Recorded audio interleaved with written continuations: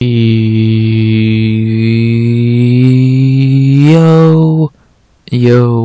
RX back with another breakdown of UFC London Blackowicz versus Ulberg, but I guess the official main event, even though who gives a fuck about this, is Edwards versus Brady. We back with another breakdown of a card that is at least not in the Apex. I'll start that off right away. Thank fuck we're out of Las Vegas for a while. Till I think not for a while, for 2 weeks. Yeah, because we got London here, Mexico next week, and then the Apex. So at least two cards out of America, let alone out of Las Vegas. Good. Now talk about this card again. Obviously out of America. This is UFC London, and it's a fine card, like most London cards are. I can't really think of much bad to say about it. Yeah, the main event's fucking terrible. As much as I hope JDM beats Bumlol and gets about, this card suffered because of that big time. And they could have got way better people to step in for this fight than Sean Brady. They could have got MVP. They could have got fucking... Hell, Kavanagh already on the card. They could have got... Buckley. But they picked Sean Brady. Ew. Well, whatever. I just look at Jan Blachowicz and Carlos Ulberg as the main event. I think smart people do, so whatever. Leon getting beat up will always be enjoyable to watch, even if it's by a can like Sean Brady, so whatever. Overall, this card's good. It's like I said, most of these London fight nights are good. Pay-per-views debatable, but the fight nights are good. This is another example of that. Some really good fights on this card. And just on the main card alone, you can see in the right corner. And then the prelims are good. A lot of good prospects on the card. It's a decent card. 13 fights, I think the same as last week, I believe, or around that number. We've been getting these big cards lately, which is good. In the terms of many fights. We're not getting 11, 12 fights cards. We're getting 14, 13. So, I would always take that. And this should be a fun card. So, in London, the crowd's gonna be hyped as fuck as always. It's an early card at 1 o'clock in the afternoon for me. Probably it could be earlier or later over there for you. It's a fun card. I'm excited. Some good shit on it, and I'm ready to break it down. For once, in the first time in a while, well, fight night wise, first time in a while, I'm actually excited to break down a card. Because the last two fight nights, well, I'm not calling Apex card fight nights, but non-pay-per-views, this is the first time I've been excited in a while, because the last few non-pay-per-views were Apex cards. So, even though they were not awful. But that's besides the point. We're out of the Apex, we're out of Las Vegas in general. Let's see what goes down in London this time. The first of, I think, 2 trips to London this year. They'll probably have a pay-per-view sometime during the summer, so that'll be interesting to see what happens there. But what I know is going to happen right now is I'm going to break down UFC London Fight Night of 2025. So let's do just that. Before I do, please like, comment, subscribe. 100 subs goal by the end of 2025. Up to 72. Can we continue that climb up? Would be nice. Who knows? Either way, thank you for watching. If you are liking or disliking whatever you're doing to this video, thank you, and let's break down some fights. You ready? I know I am. UFC London, let's go. 13 fights in total, as I said, and we begin on the prelims as we always do, with a not an awful card opener, as we begin in the lightweight division, which is always a good place to start a card.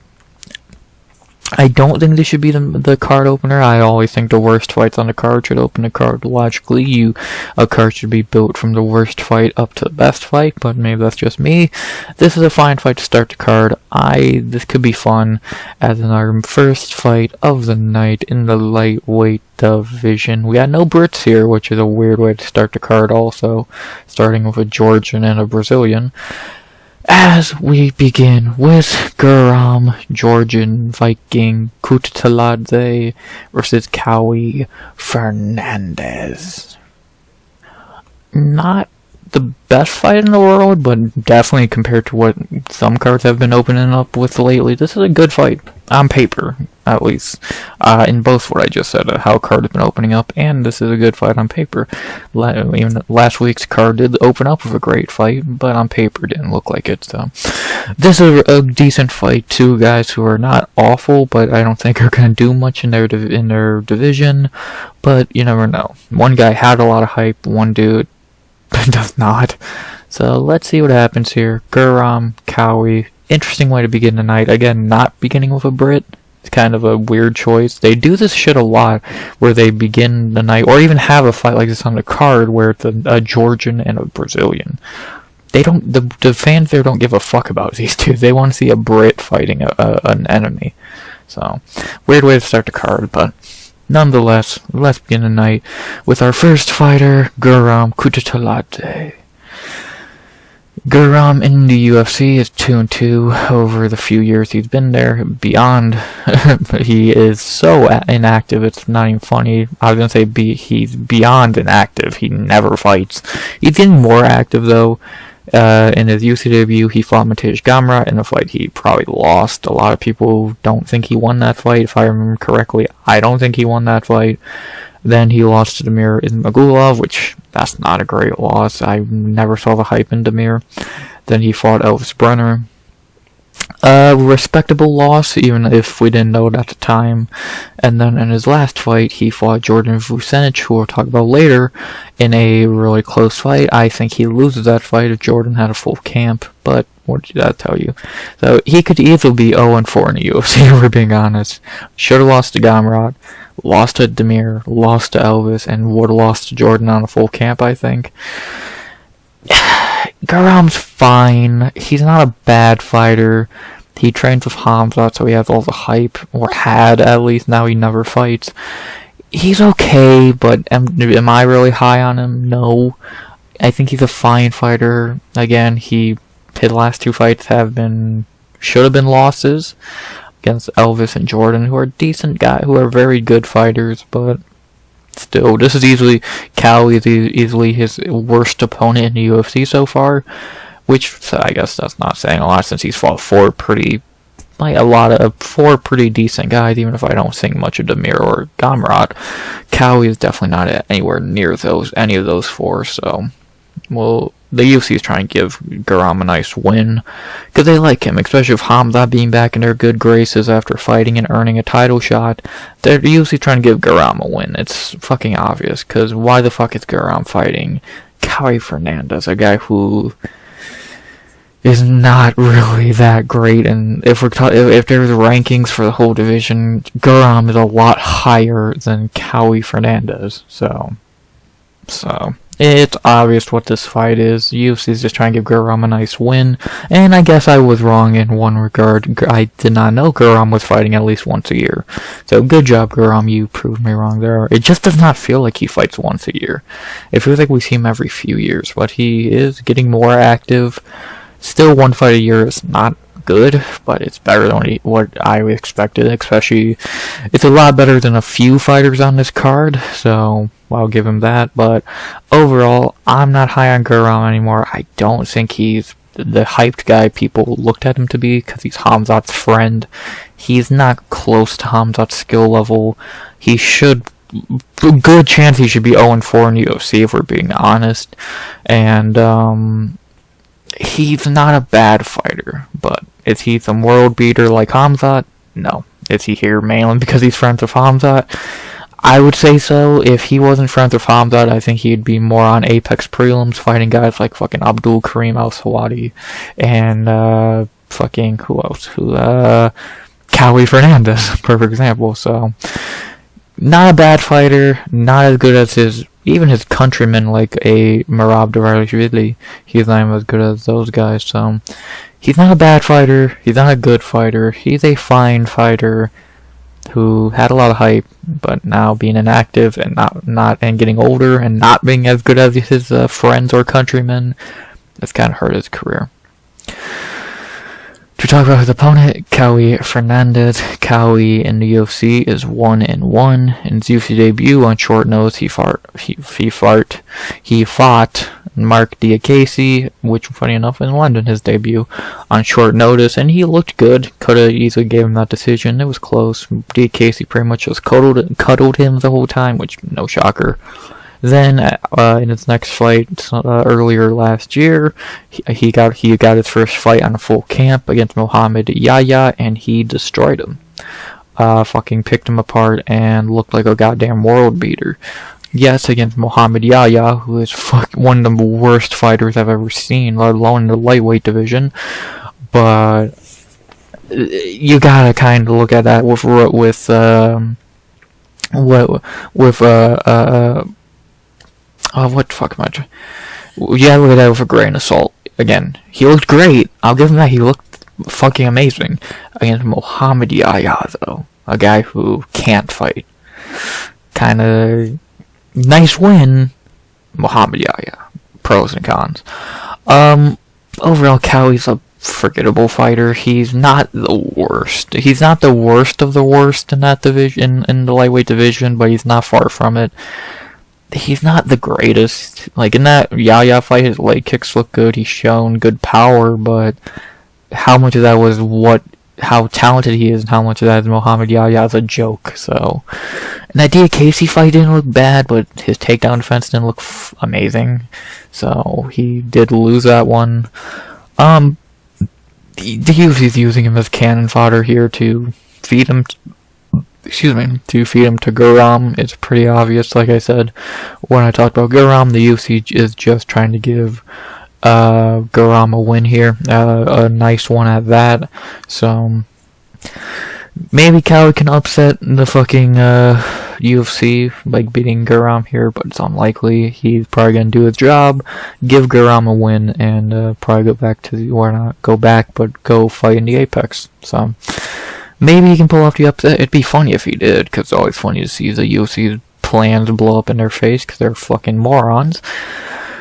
But more than likely, Kauê will not pull off the upset, and he'll get beat by a guy he should not even be fighting, if we're being honest. Kind of like when he was meant to fight Jared Gordon earlier this year, which I would have went terribly as well, so yeah. Not very much else to say about Kauê. He's just cannon fodder here. The betting odds for his fight have Guram Kutateladze -425 plus 330. I agree. You could have him -450 in my opinion. He's gonna win this fight. He was almost my lock of the night between him and who my lock of the night actually is. I don't know how Guram would lose this fight. I don't think Kauê has the power Elvis Brenner did to knock Guram out. I don't think he has the heart of Elvis Brenner to gas out and beat Guram. He does not have the grappling to beat Guram, I don't think. What's the height and all that? Guram's taller by 2 inches, an inch shorter in reach.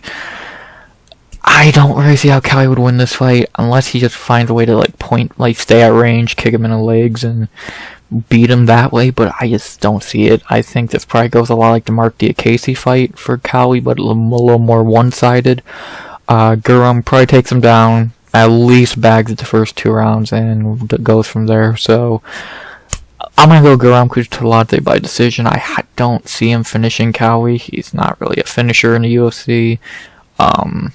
He's probably just going to do what he did. They're probably going to do the same thing Mark Diakese did. Take him down, win rounds that way, and win a decision. So it's unlikely Kauê wins this fight. I struggle to see how he even would pull off the upset here.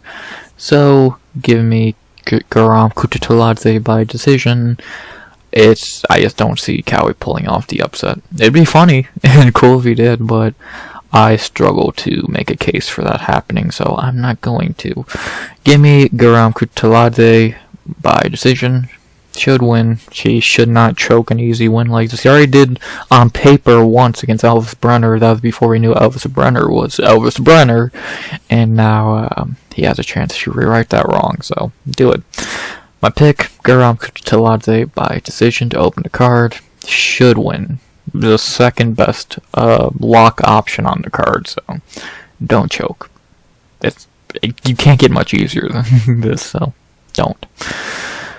After that, we head to our second fight of the night. I think the worst fight on the card, because I don't think either of these guys are that good, but whatever. It's a Brit and an Englishman, so... Well, that's the same thing. An Irish and an Englishman, a few Irish on this card. On St. Paddy's Day week, or the week that St. Paddy's Day was, if you want to say that. And then our second fight of the night, the worst fight on the card, in my opinion, the lowest level fight on the card, which says a lot, says even more, as we had to bantamweight, a rare bad fight in the bantamweight division, between Caolán, the Don Loughran versus Nathan Fletcher. Not a lot to say about this fight. Extremely low level. This should be a Cage Warriors fight, because I don't think these two are UFC level. I don't think they're that good. I don't think much of these two, so I'm not going to spend a lot of time here. Let's get into a pretty bad fight. We'll start with Caolán Loughran. Caolán in the UFC is 1-2, and his one win is against Angel Pacheco. His two losses have been Taylor Lapilus and Jake Hadley. He's not a good fighter at all. Lapilus easily beat him. He barely beat Angel Pacheco. He has kind of become a wrestler in that fight. And Jake Hadley beat him pretty soundly, which if you're losing to Jake Hadley soundly, that's a bad sign. He's your normal cocky Irish kid. He thinks he's the GOAT and all that bullshit when he's fucking terrible. Yeah, he's not a good fighter. I don't know what he's meant to be good at. Like, even in that fight he won, he fucking didn't even look amazing. So he still got cut up pretty badly and took some shots. So I don't really know what you want me to say. He is not a good fighter at all. And again, Jake Hadley beat you pretty easily. Taylor Lapilus is one thing. Taylor Lapilus is amazing. Jake Hadley?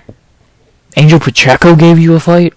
Yeah, you fucking suck. So, not much to say. Caolán is pretty terrible. So, I've never been a fan of him. I thought he was a dick from his debut when he flipped off the crowd, when you haven't even done shit in the UFC. You come from Cage Warriors, a promotion not known for producing good talent in the UFC, lately at least. If you want to bring up some older fighters, cool. But in later years, in recent times, they've not produced a lot of talent. And Caolán Loughran's another example of that. Yeah. To talk about his opponent, Nathan Fletcher, who I guess somehow looks like the better fighter here, also moved from Cage Warriors. So like I said, this should be a Cage Warriors fight. Nathan in the UFC is 1-0, coming off the Ultimate Fighter, where he did not win, but he did not win the show, he lost, but he did get a chance to come to the UFC and fight Zigomantas Ramasca. I forget why, because I know Ramasca was going to fight Marcin Santos in the finale, whatever the fuck they call semi-final, I guess. But he got injured, so why? I guess they just picked Nathan because they saw he was the best fighter who lost. I don't know, but either way, he did get that chance. He fought Zigomantas in late 2024 and looked pretty good. Ramasca is a terrible fighter, so what do you expect?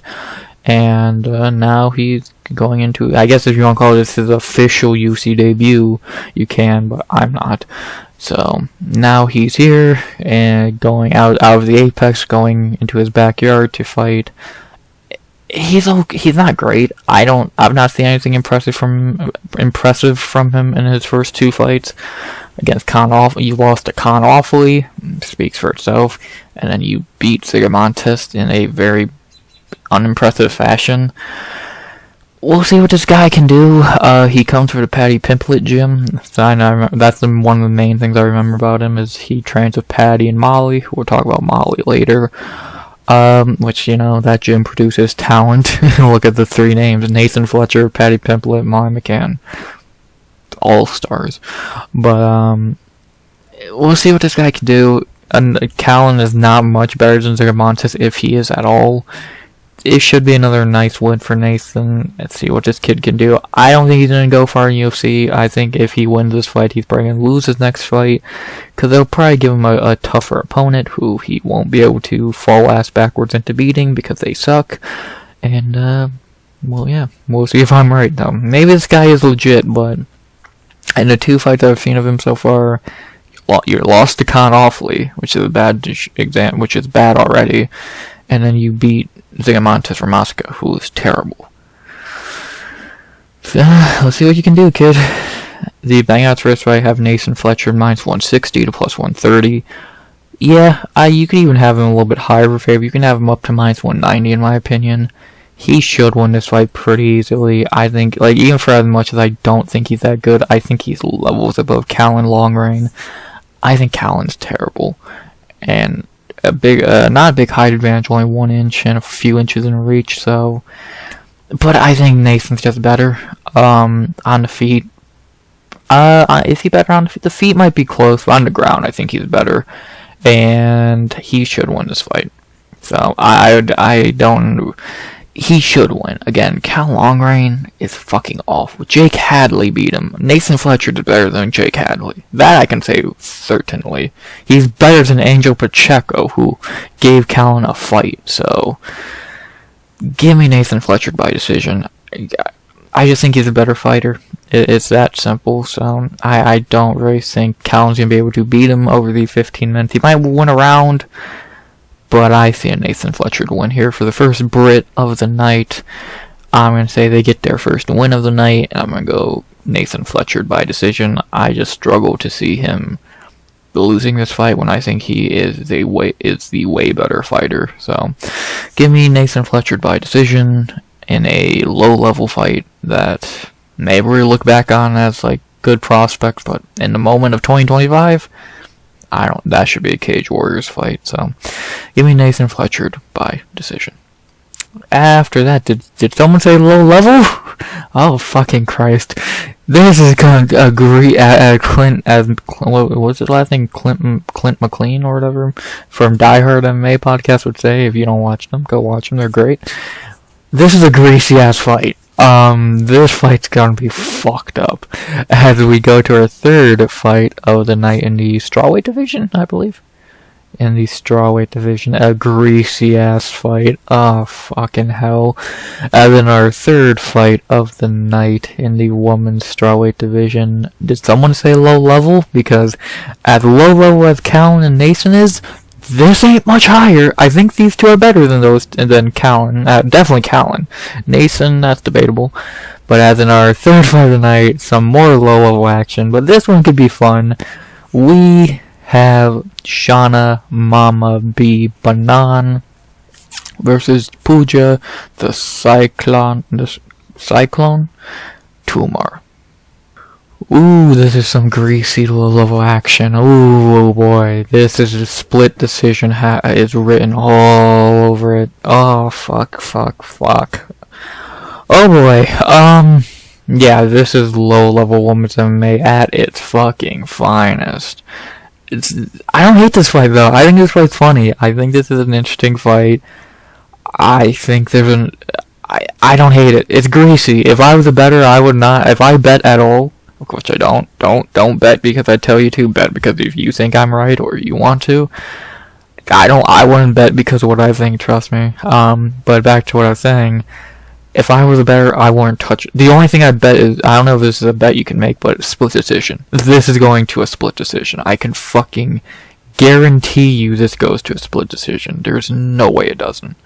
So, this fight's gonna be close, greasy, some judges are gonna have some fucking wild opinions, and we're gonna do a weird-ass decision. I won't be shocked if it's a robbery, so be ready for that. But to now talk about the fighters in that greasy-ass fight, we'll start with the Irish, Shauna Bannon, the other Irish fighter on the card. There's only like 4 Irish fighters on the card, and 2 of them are on this one.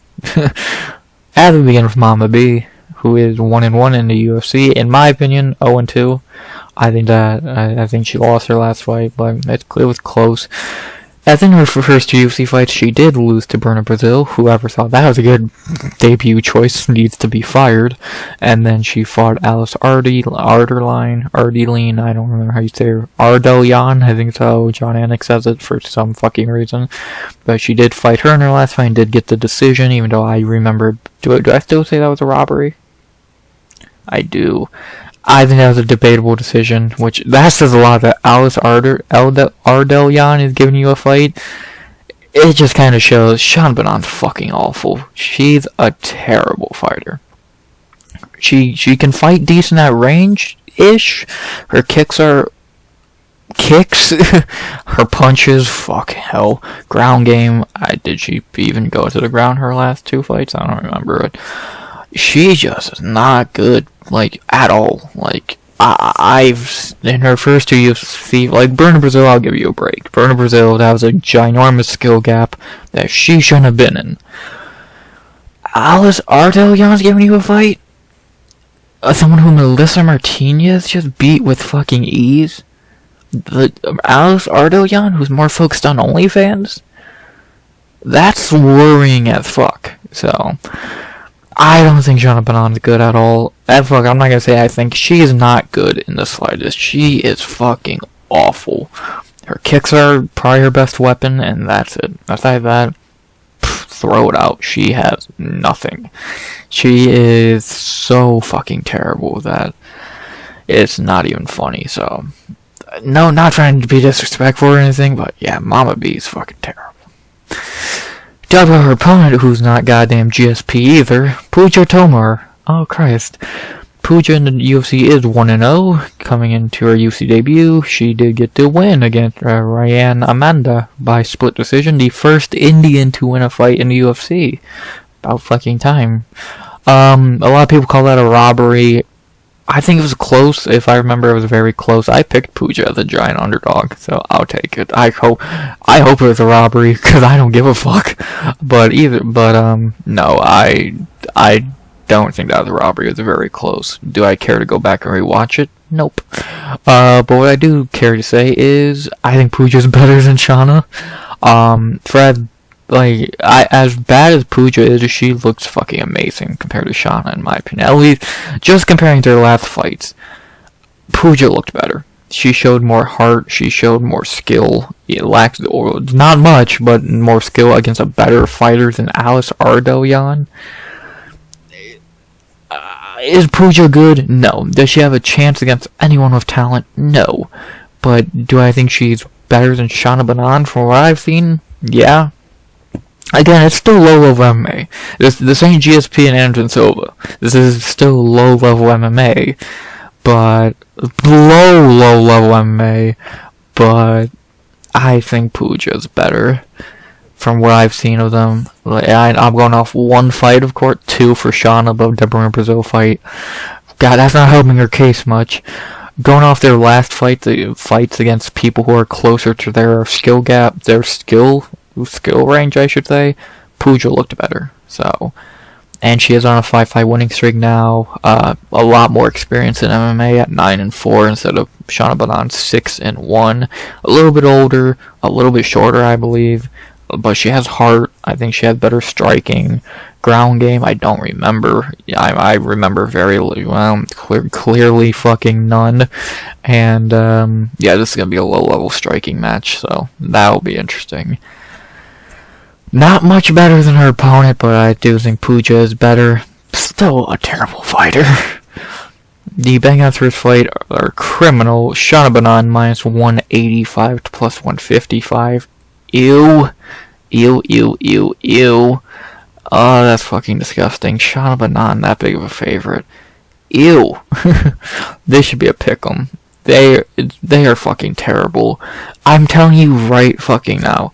A greasy split decision is going to happen here. Mark my motherfucking words. A greasy split decision is going to happen here. It's going to be not an exciting fight, and somehow they're going to still find a way to make it a robbery. I can almost guarantee it. And I don't. Shauna Bannon minus 185 is disgusting to begin with. And then against someone who, hell, I think has looked better in comparing their last fights. This is a fucking scary fucking betting line. Stay away from this fight, bettors. Like, I think Puja's a decent underdog. Don't bet her. I think you're playing with fucking fire. So, the only thing I'd bet on this fight is split decision. I can guarantee you it's a split decision. Outside of that, well, fucking watch it at your own risk, let alone bet it. So, but, they're the same age. Who am I going with here? I'm going Puja Tomar. I think she's one of the two best underdogs on the card. That I'm picking for sure. I don't know about the other two. Well, I know about one, but he's not even an underdog. But for Puja, she is the underdog. I don't think this big of an underdog, minus 185, plus 155. But she still is an underdog. This should be a pick'em fight. Shauna Bannon should never be more favorite in a fight, let alone minus 185. So, it's the same thing I said with Alexander Fernandes last week, and look at what happened. I was right, he lost that fight and didn't look minus 250 at all. And now Shauna Bannon's almost minus 200, and she should never even sniff that betting line. So, give me Puja Tomar by decision. It's a little of MMA. I'm expecting a split decision, a greasy one at that. And I'm going to go with who I think's the better fighter by a hair. Give me Puja Tomar by decision. I think she's just better. From what I've seen from these two, give me Puja. She has more heart. She has better striking. Yeah, she's short. An inch shorter and a lot of reach disadvantage, but give me Puja Tomar by decision. So I cannot pick Shauna Bannon at almost minus 200, let alone in general, and against Puja, who I think has looked better. So give me Puja Tomar by decision in a greasy ass fight. After that, we go to our fourth fight of the night. Back to a little bit of talent, not much, but these guys are way better than our last four fighters. And then our fourth fight of the night, we go to our first bigger weight class so far. Going from we start off with some pretty small dudes, and then we get pretty big pretty quickly. Pause. And then our fourth fight of the night, one of our two debuts on the card. We head to middleweight for our fourth fight between Andrey Pulyaev versus CLD Christian Leroy Duncan. This is an interesting fight. I remember my reaction when I first saw this fight, and I'll talk about that in a little bit, but this is an interesting fight. I think this fight could be a lot different than people predict, so this should be very, very interesting. So let's look at it. We'll start with the debutant, who I highly doubt is actually in the red corner, Andrey Pulyaev, or Andrey, I don't know how you would say that, but I know it's Pulyaev. Obviously, Andrey is making his UFC debut off the Contender Series, where he looked very good against Liam Anderson. I was very impressed with him there. He was the underdog. I picked him as the underdog. I'm not trying to toot my own horn, because I'm not. I'm completely just guessing on the Contender Series, but it was a good guess, and he looked very good. He was one of my most interesting fighters from last season of Contender Series. I thought he looked very, very good. He's 27 years old, 9-2. On a 5-fight winning streak. Yeah, I don't love 2 losses on the regional scene, but to 7-2 and 4-0 guys, and he is on a 5-fight winning streak since then. He looked he looked really good on Contender Series. His striking looked crisp as fuck. His takedown defense looked very good. He just looked like a very well-rounded, good fighter. And I know I don't love a 9-2 record. I would like to see a little more experience and a little less losses, but shit happens. Let's just see who did he lose to. He's 8-0. Okay, and okay, that's not great, but okay, I'll give him benefit of doubt on this one, not that one. But, not a lot I can say, because I've only seen one fight of his, and it was this Contender Series fight, but again, I was very impressed with him. He was one of my favorite fighters from last season of Contender Series in terms of I was very impressed with him. I thought he could be good, and now he's here. I don't love his debut for him, but the UFC's really giving him a tough fight here, in enemy territory against a guy who is a can crusher, but can still show a little bit of talent at times. So this should be interesting for Pulyaev. I think he's from what I saw in his first fight on Contender Series, he looked very good. Will that translate over to the UFC? We'll see. I was impressed with him. I've been excited for his debut, and I'm intrigued to see what this man can do. So let's wait and find out. Should be interesting, because again, he's getting a very tough debut against a Brit in his home country, CLD. CLD back in London after losing his last fight. He is now 3-2 in the UFC overall. Really 2-1. His 2 wins have been Dennis Tulian and Colio Ribeiro. Can crusher. His 2 losses have been Arman Petrosyan and Gregory Rodriguez. You're not even a good can crusher. You lost to Arman Petrosyan. And then that Dusko Todorovic fight should have been a draw since he blew out his knee 2 minutes into the fight. So really 2-1 in the UFC, in my humble opinion. Not like he was gonna beat Dusko anyway, yes, but still. Again, COD is a can crusher in my opinion. I fell off the hype train the second he lost to Arman Petrosyan. Like, if you lost to Gregory Rodriguez, fine, that's understandable. I predicted that to happen, and it happened. You lost to Arman Petrosyan, who just got cut after losing to Bruno Ferreira. You bum. Yeah, COD's not that good. In the UFC fight so far, he had an injury in his debut, lost to Arman Petrosyan, gross, beat Dennis Tulian, awful, beat Claudio Ribeiro, awful, and got beat by Gregory Rodriguez. Understandable, I'll give him a break there. Still, you lost. Now he's back, getting a ginormous step down, on paper at least, against Pulyaev. He's nice. If he does win this fight, he just be another can. If he loses this fight, he might be fucked, because the UFC wants this guy to be something. And then he gets to the UFC and he's terrible. Like, he was all hyped. He was so fucking hyped up coming into the UFC. He was 6-0. And then he was that bullshit injury in his debut. But we're like, okay, he was gonna win that fight anyway. Then he fights Arman Petrosyan and that shit comes crumbling down. So he's just not that guy. He's not that guy. He's a can crusher. It's that simple. So I highly doubt he's learned anything from that Rodriguez fight. It has been a while, but I highly doubt he's got better from it. And we'll see what this kid can do. Let's see if he can beat up the guy on paper, and betting odds wise, he should beat up. And if he does, he just beat up another can. So what does that tell you? We'll see what happens with COD as he's back home. The Bannon fight have the biggest favorite on the card at the moment, I believe, with COD being -1 or being -550 to Pulyaev's plus 420, 410. Let me try that one more time. The betting odds for this fight have the biggest favorite on the card, I believe, with COD being -550 to plus 410. There you go. Alexia, fuck. I think those odds are crazy. Like, it's funny, when I first saw this fight, I said, the first thing I said, you can go back and find the tweet, Pulyaev is free money here.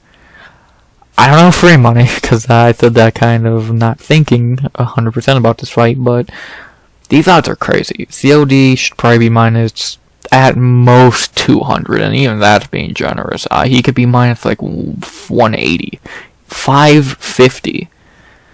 Y'all did not see Pulyaev on Contender Series, and if you did, I guess y'all were not impressed. I was. I thought he looked great. So, time to see if he can look great in the UFC. He is 2 inches taller than COD, which I think is the first time he's fought someone taller than him. And he has only a half an inch shorter in reach. Fuck it, I'm going the underdog. The biggest underdog on the card. Give me Pulyaev. I think he can pull off the upset here if he can keep it on the feet. Because COD is a striker, but he also likes the ground game. If he can keep it on the feet, kind of what he did against Liam on the Contender Series, keep it on the feet and beat him up. Keep him on the feet and beat him up on the feet. He could fucking win this fight. COD is not that good of a fighter. He does not like adversity. I could see Pulyaev pulling off the upset here. Give me Andrey Pulyaev by decision. I think he can pull it off. I think he's as good of a striker. Kicker, not so much, but I think he's as good of a striker. I think COD might have the power advantage, but I think striker-wise, he's as good, if not a little worse. And ground game-wise, he has a good takedown defense, it seems. So if he can keep COD off of him, and he can win this fight, and he can keep on the feet, he can win this fight. So I'm gonna go with my gut. I'm gonna say what I said on when I first saw this fight. Pulyaev is free money here. Y'all are gonna learn today. I was impressed with Pulyaev on Contender Series. Now let's see if he can impress me in the UFC. Or does he prove to be another Contender Series fraud? We're gonna find out. Give me Andrey Pulyaev by decision. Oh, fuck it. I have a feeling I saw him on Contender Series look pretty decent. But let's see what the kid can do. Give me Andrey Pulyaev by decision to get the upset against the biggest favorite on the card. Let's do it, man. Let's fucking do it, man. Free money. Don't bet it. Don't fucking listen. Bet it if you want. Don't bet it because of me. Please. Pulyaev by decision. Upset. Inbound. Come on. Either I'm gonna look like a fucking genius or I'm gonna look like a fucking idiot. I'll take either one. I'll take it, man. Yeah. Gotta play risky to win big prizes. That's not high risk, high reward. I'm gonna shut up and get to the next fight. On to the next one, our 5th fight of the night, as we get even bigger to the heavy boys. Pause again. As in our 5th fight of the night, as I said, we head to the heavy boys, our heaviest fight of the night. Even though we do have light heavyweight on the card later, they are called light heavyweight for a reason. And then our 5th fight of the night, this fight should be on the main card since it's a pretty big fight, especially for heavyweight, if the prospect in this fight wins. As in our 5th fight of the night, some ranked heavyweights, but we have Marcin Tybura versus Mick Parkin. This is a decent fight. I'm so happy this is not some Apex main event. I'm so fucking happy. This should be on the main card, though. I think kind of bullshit this is on the prelims, since this is a pretty big fight. You got a top 10 ranked dude against, I think, the best prospect in the heavyweight division at the moment. This is a big fight. I'm excited for this one. This one's going to be very, very interesting. So, let's see what happens. And we will begin this breakdown with the veteran and the higher ranked of the two, Marcin Tybura. Tybura in the UFC is 13-8 at a 39 years old, my bad, getting old, gonna be 40 in November. Not gonna go down his whole UFC career, cause you don't care, I don't care, and he's had a long one. So we'll go down his last few fights lately. His last few fights will go from the Aspinall fight, funny enough, Mick Parkin's teammate. Aspinall destroyed him in a main event 2 years ago. Then he comes back and beats Tybura last year in a main event. Then lost to Sergey Spivak in the main event last year. So Spivak got his revenge. And then in his last fight of 2024, all the way back in November, he completely fraud-checked Johanna Deniz. Now he's fighting another hyped up prospect in Mick Parkin, and we'll see if he can check another one. I don't think Tybura is good. I truly don't think Tybura is good. He's 39 years old. He's very short. He's not the most exciting. His ground game's alright. His striking is Like, he's not really been a striker as of late. Like, he subbed Ty, and he ground and pounded the knees. Leroy, I barely remember that fight. Romanov. He fraud-checked Romanov as well. His striking is kind of forgettable. It's kind of just a way to set up the takedowns, or that's about it. So he's not really trying to knock you out. I don't think he even can. He pretty much just wants to set up the takedown. So he can strike, but it's not knockout power, and it's not even great striking at that. So, that's that. He's a veteran, though. His cardio is okay. He will be gassed by round 3, but, he's a veteran. He's been there many times. Again, weak striking, power-wise. Ground game's decent. He's a veteran. He's not good. I don't think he's that good. Every time he's fought up the division, he's got his ass handed to him. And, we'll see what happens here. He's fighting another prospect. He's fraud checked 2 of them in the last few years with Romanov and Denise, and we'll see if he can take another O. A lot of O's have been going lately. Let's see if he gets another one in his trophy case. So, we'll see what Tybura can do against another prospect. Yeah, no, I doubt Tybura likes being back in England. Since last time he was there, he got knocked out in under 60 seconds, so we'll see if this goes better for him, as he is fighting Tom Aspinall's undefeated teammate, Mick Parkin. Parkin in the UFC is 4-0, coming off Contender Series. Since getting his UFC contract, he's beat Jamal Pogues, Kyle Machado, Mohamed Usman, and Lucas Bresky. Yes, he's beat a long list of tomato cans. Jamal Pogues, probably his best win. Kyle Machado's terrible. Mohamed Usman's a joke. And Lucas Bresky, that was his best performance. But Lucas Bresky, a guy who's just there to get knocked out by good fighters. But he did show knockout power in that fight, which we've not seen from him in the UFC as to that point. So he is getting better. He is 20-something years old? 29 years old. Very young. 10-0. Again, trained with Tom Aspinall. Can't get a better training partner than that at heavyweight. His ground game is okay from what I remember. He did get a nice submission on Contender Series. His striking's good. His cardio's decent. Power might be getting better. He's a pretty decent fighter. He's not to Tom's level, of course, because that's a really high fucking bar. But he's good. He's a good fighter, man. And I think he's the best prospect at heavyweight right now. Like, Tauschen Teixeira just debuted. Waldo Cortez Acosta, debatable on how good he actually is.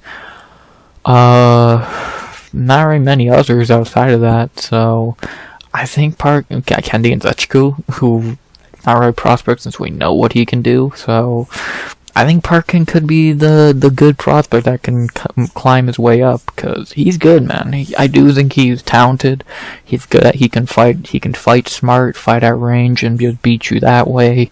He's a good fighter, and I'm intrigued to see how he does here in his first real test in the UFC. This is a big one. If he can stop takedowns, he should win this fight. So, we're gonna find out. We're gonna find out if he can stuff a few takedowns. He can win this fight, in my opinion. I think, at least. So, let's see what this guy can do. Let's see what Parkin can do. I remember I was thinking he's gonna get fraud checked. I remember that Machado fight was really bad for him. Did I pick Usman? There's no way I picked Usman to beat him, right? I did pick Usman to beat him. Ooh.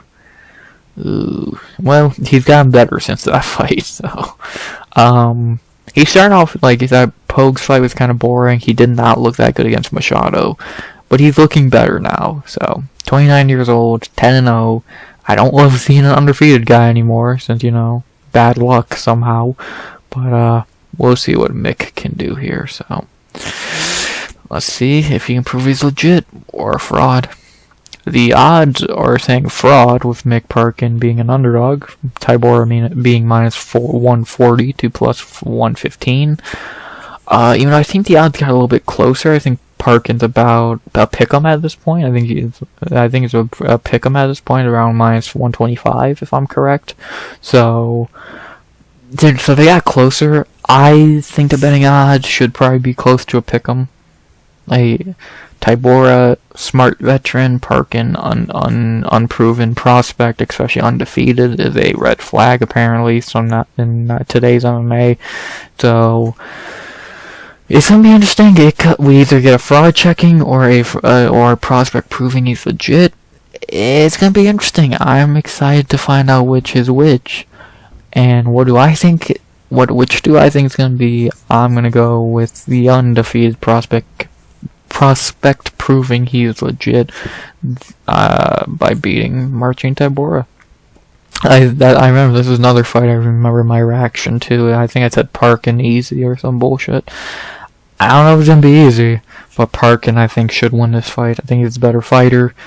He's younger by a large margin, and I think he looks like the best heavyweight prospect. There's very few, but I think he has looked like the best one. So I'm gonna go Mick Parkin by decision, keep it on the feet, and he wins this one easily. So, yeah, Tybura is usually the shorter dude, inch shorter, inch shorter in both regards. So we'll see. Can Mick copy his teammate Tom Aspinall and beat Tybura in London? Let's find out. Give me Mick Parkin by decision in a very interesting fight. Do we get a fraud checking or do we get a prospect proving? Let's find out. After that, we go to our co-main event of the prelims. A flyweight battle that is pretty easy to predict. And so it should still be a decent fight, but it's not some crazy one to try and predict. That in our co-main event of the prelims, we head from the heavy boys to the tiniest boys, as we have Lonnie Kavanagh versus Felipe Daytona dos Santos. Decent fight, as expected with the flyweight division when it comes to the unranked guys. We have another undefeated guy here, which again, for some reason is a red flag in 2025. But I'm not too worried about him in this fight, so we'll see what happens. Flyweight, decent fight, co-main event of the prelims, another good prospect and undefeated guy on the card. Let's see what happens.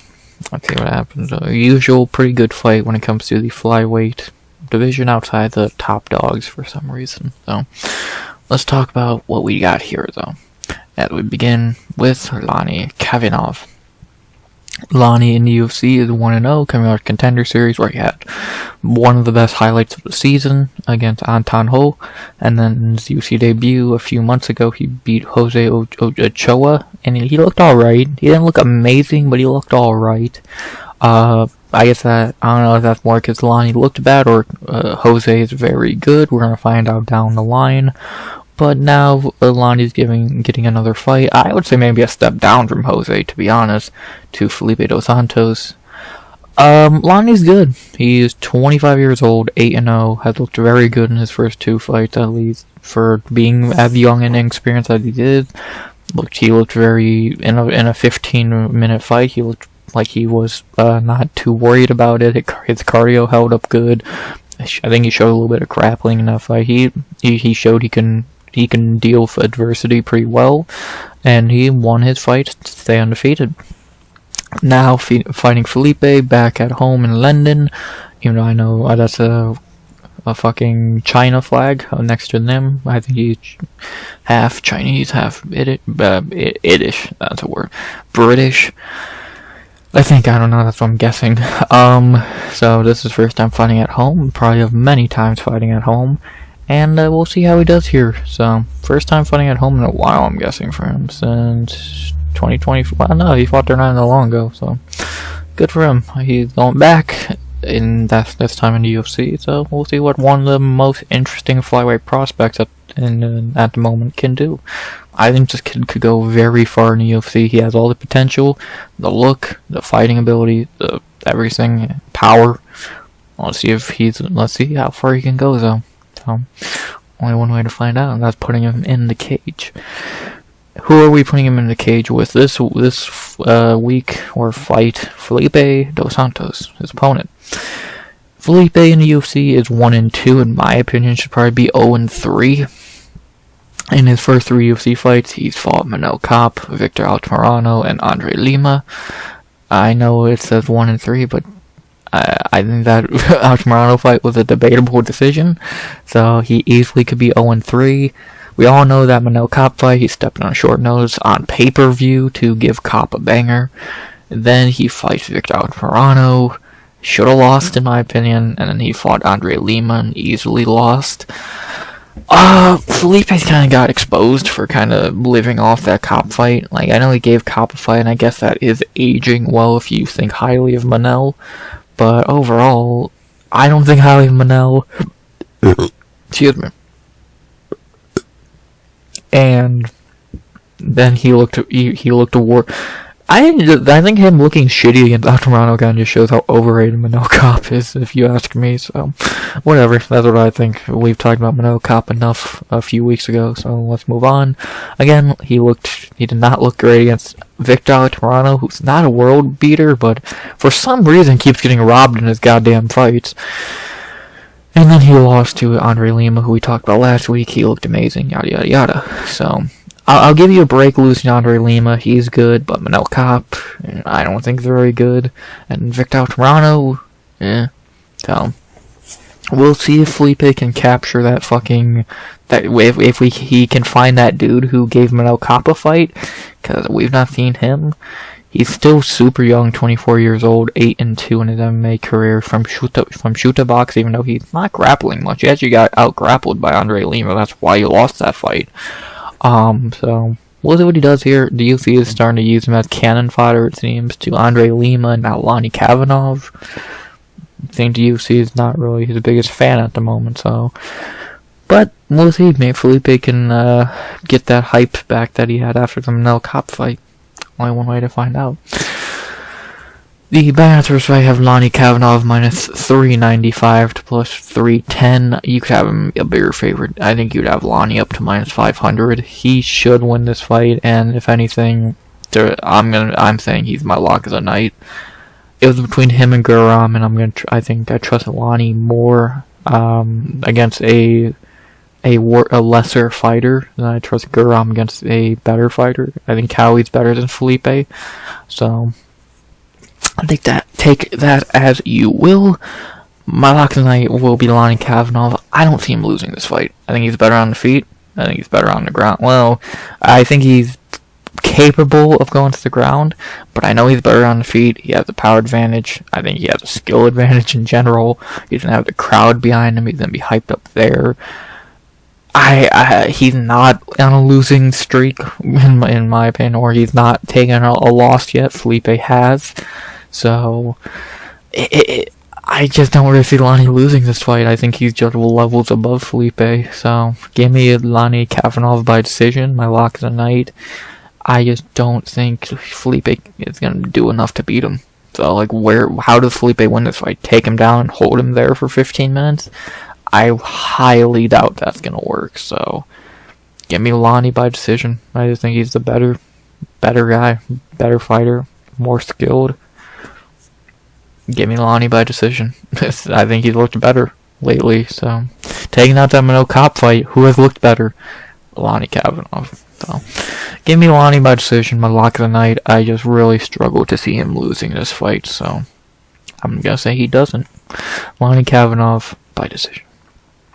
And now for our featured prelim, another fight that should probably be on the main card, but I like it's getting a featured prelim spot. This is going to be a very good fight, and I'm hyped to see one of my favorite, underrated fighters getting some spotlight.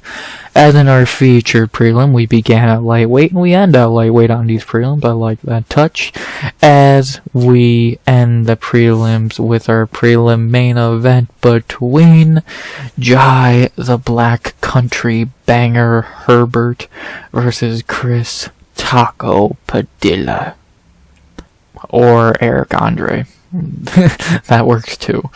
But, good fight. Very good fight. I know it's a Jai Herbert fight I'm saying that about, but this is a good fight. I'm happy Chris Padilla's out of the Apex getting some spotlight. I think he's criminally underrated. I think it's a crime he doesn't have the hype of some prospects, especially of that division, when I think he's looked better than them. And hopefully this is a fight that gives him that. So, we'll see. What I do know is I'm excited for this fight. Awesome featured prelim. And let's see what happens.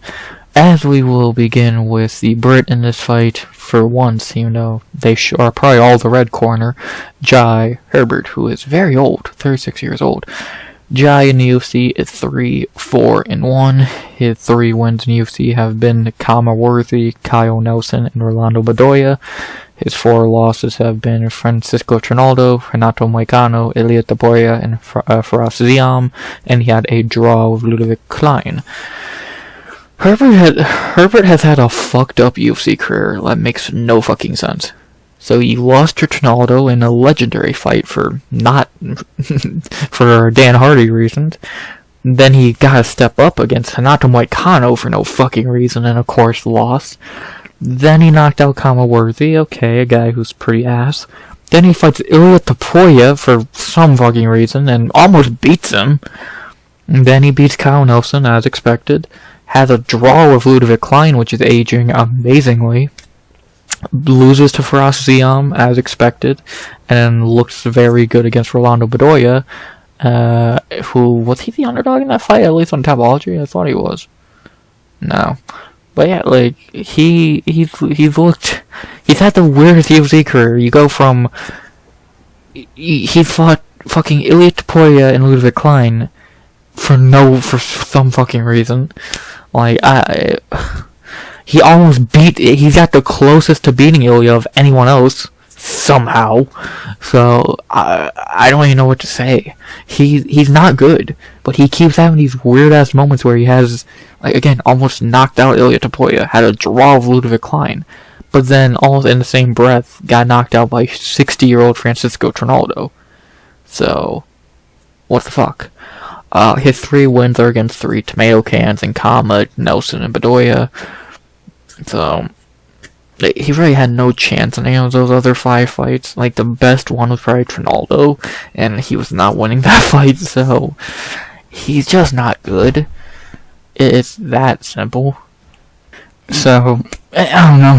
He's never been a world beater. He's fought some big names, did okay against them, but overall, Jai's just never been that great of a fighter. He's pretty lengthy for lightweight. He is a lot, what is he? 6'1". He usually towers over his opponents, it seems. So he'll probably be taller here against Padilla. Chin has never been strongest. Grappling's alright. Cardio ain't great. He is 36 years old. We'll see. We'll see if he can take a prospect's hype. He's not done a successful job yet, losing to guys like Ziam, Ilya, and Klein. Or drawing with Klein. No, he didn't lose to him. Sorry if that was loud. But overall, Jai is not the worst lightweight on the roster. Far from the best. He's very bad. And we'll see what he can do here, though. Back at home for the first time in a while, it feels like. I don't think he's fought at home since that Ludwig Klein fight, I believe. Yeah. So we'll see what he can do here. Back in the O2 Arena, where he's not had a good... He got knocked out here pretty badly a few years ago. So he might have PTSD from that shit. But outside of that, not really much more to say about Jai. He's like the most below average fighter possible. He's not a pushover, but he's far from a good fighter.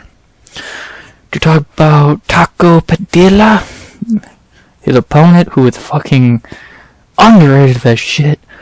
Chris Padilla, 2-0 in the UFC. James Wantop and Rong Jiwa were his wins in those first 2 fights. He's looked great. And like I was saying at the beginning of the breakdown of this fight, it's a shame Padilla does not have the hype some other prospects do, because he deserves it. He really fucking does deserve it. He's looked great in his first 2 fights, beating Wantop on short notice, finishing him in the first round, something Rufi could not do in 3 rounds. Just saying. Padilla finished Wantop, Rufi didn't. And then he's Rong Ju, that beautiful elbow right to his eyeball that fucking closed it immediately. That he, as an underdog there as well. This dude's looked great in the UFC. His striking looks good. His grappling is good. His cardio hasn't looked bad. Even though he's only went to round 2, still hasn't looked bad in that area. 29 years old, very young still, a lot of experience. I hope he starts getting the hype he deserves if he wins this fight. Because I think he should be in the same category of guys who are getting talked about, like Rufi, Rumbecki, Ludwig Klein, some guys like that, because I think he's really fucking good, and I've been impressed. Yes, I know he's fought cans. James Wantop is terrible.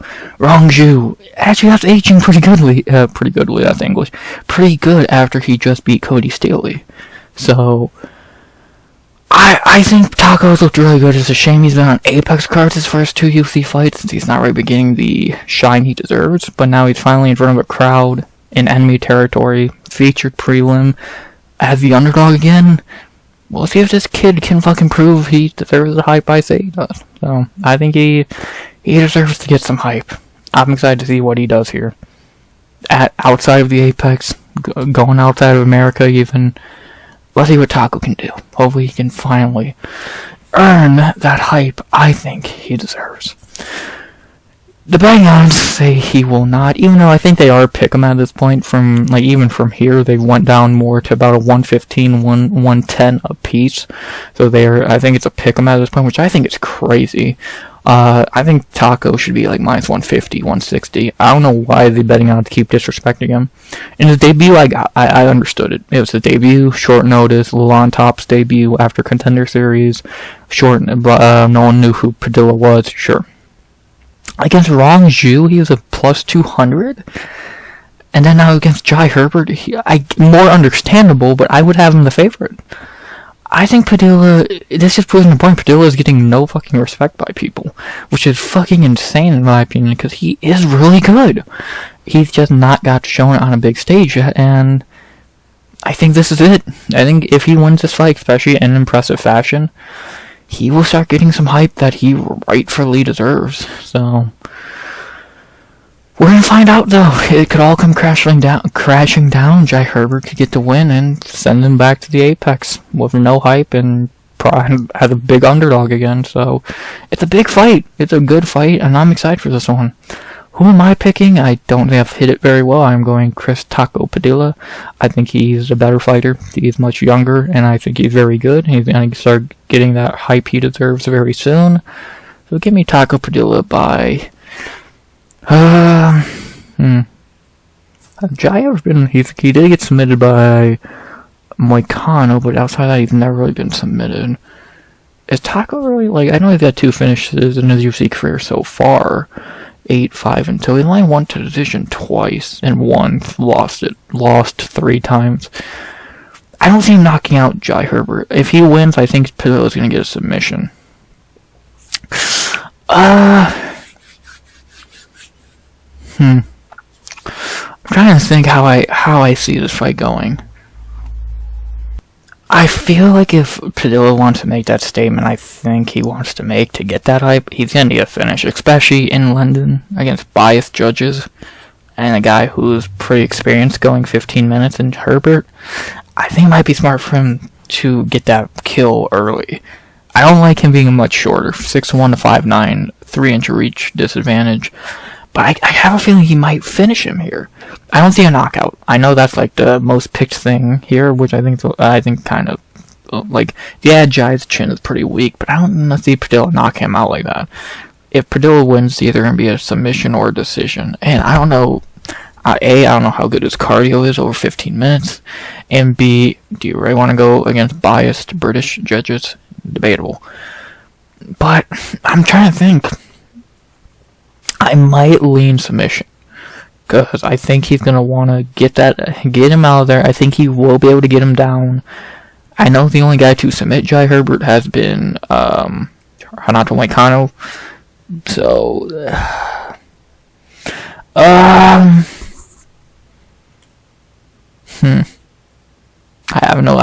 do have 0 finishes on the prelims so far. I'm gonna think on it. I'm leaning submission.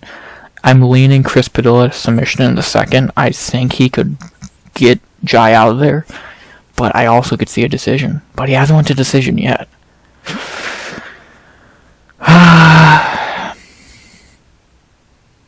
Give me Chris Padilla by submission in a second, I think, because my thought process is this. Of course, what I just said, biased judges, he's not won 15 minutes yet. And also, people are not going to really care if you decision Jai Herbert. If he gets to go in there and finishes him, that would be impressive. I know it's still Jai Herbert, but that'd be nice. I think I'm going to go Chris Padilla submission in a second. He's going to want to make that statement. I want him to make that statement. I think he's very good. He needs that fucking respect and hype. And going out there getting a 3rd UFC finish against Jai Herbert, I think I'm going to go Chris Padilla by submission in a second. He's a finisher. Jai Herbert's old, not very good, but good enough to give you a test. I think I'm going to Chris Padilla submission in a second. He's going to make that statement. I see him making that statement. Yeah, he might get a win decision. If he does, I'll be a little annoyed that I overthought it. But I'm going to go Chris Padilla by submission in a second. I think he's going to be able to go in there make a statement and get the hype he has rightfully deserved. So, give me Chris Taco Padilla by submission in the second is what I'm leaning. I don't see a KO. I could see a decision. It's decision or submission for Taco, and I think I'm gonna go submission in the second. My only finish on the prelims. I think this kid's gonna make a statement and prove he deserves the hype I say he does. So, give me Chris Taco Padilla by submission in the second to end a really good hour and 10 minute long talking about prelims. Finally, after an hour and 10 minutes, we are finding out the prelims. They are good prelims, though. They are very good prelims. Guram opening the card. That's not bad. Fletcher, that's pretty bad. Shauna and Puja is funny, but not very good. Pulyaev and COD could be good. Tybura and Parkin could be alright. Lonnie and Felipe is gonna be good. Taco and Herbert could be fun. A lot of, the only bad fight is Nathan, Caolán. The rest are either funny or bad, or they're either so bad they're good, or they're just good. So, this is a really good prelim. A few of the fights should be on the main card over some other fights. But overall, a lot of good prospects. Pulyaev, Parkin, Kavanagh, Padilla. So, that's good.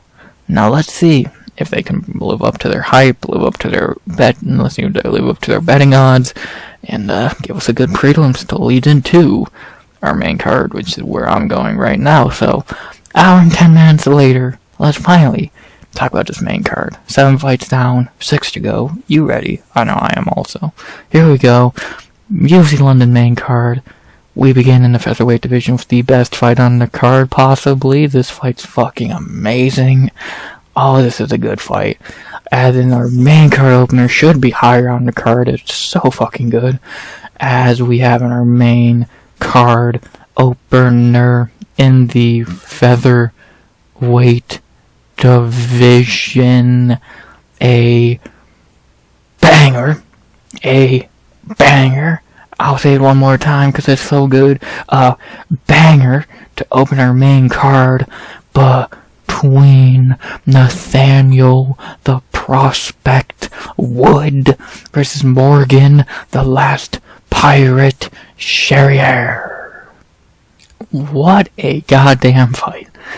2 of the best unranked guys in the featherweight division. Nathaniel Wood, who has been that for a long time now.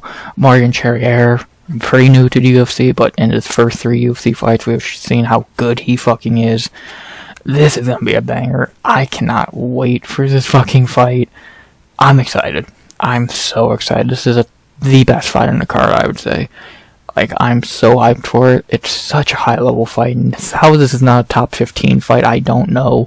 But this is going to be a banger. I can't wait. Let's talk about it, shall we? First main card fight of the night, and our first main card fighter is the great Nathaniel Wood. 31 years old, getting pretty old there, prospect. He is 8-3 in the UFC, been in the UFC a hot minute now. His 8 wins really should be 9 wins if he didn't get robbed in one of his last few fights. Have been Johnny Eduardo, Andrey Yule, Jose Alberto Quinones, John Castaneda, Charles Rosa, Charles Jourdain, Andrey Fili. He should have beat Naimov, and he beat Pineda. His only real 2 losses have been John Dotson and Casey Kenny. Nathaniel Wood is so fucking talented. He had that banger with Andrey Fili. He beat Charles Jourdain. He beat Pineda in his last fight. He did have some problems with Pineda. He definitely had some problems with Pineda. He definitely had a few moments where he did get rocked, it seemed like. So, keep that in mind. He did 10-8 him in round 2, but he did drop round 3. I think he got hurt in round 3 too, I swear. But he's good. Nathaniel Wood, very talented, very well-rounded. He should have probably been ranked by now, but, took some time off, came back up at featherweight, and now he's starting to kick some shit, man. He's really starting to kick some ass. Should be undefeated since coming back in 2022. I think that fucking Naimov fight was bullshit. So should be undefeated. And some big, again, Jourdain, Fili, that's some really good fucking names to be beating. Now he's getting a big chance to beat Morgan Charrière in London to open the main card. A win here could boost him into a big fight. this is going to be interesting. 31 years old, getting more and more experienced. Only 31 years old with how much experience he has. This is going to be interesting, man. This is going to be very, very interesting. This should be good.